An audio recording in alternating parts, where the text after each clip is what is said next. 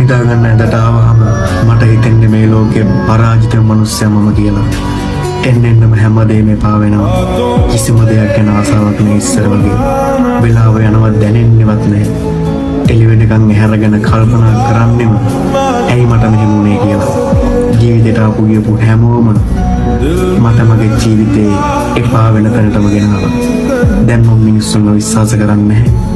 මැරෙන්න බය නිසා ජීවත් වෙනවා. වෙලාවකට හිතනවා මේ හැම දෙයකින්ම ඈත් වෙන්න. සතුටින් ඉඳපු දවසක් මතක නැහැ. හැමදාම මම ගලේ ලෝකෙට දෙන්න හිනාවුණු එක. ඒත් හිත ඇතුලෙන් පොඩි එකෙක් වගේ අඬනවා.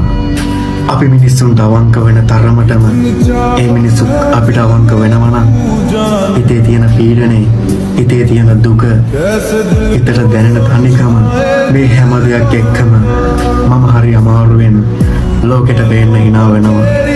ඉතින් මම මගෙන්ම අහන්නේ ඇයි මට මෙහෙම වුනේ? දැන් මට හරි මහන්සි.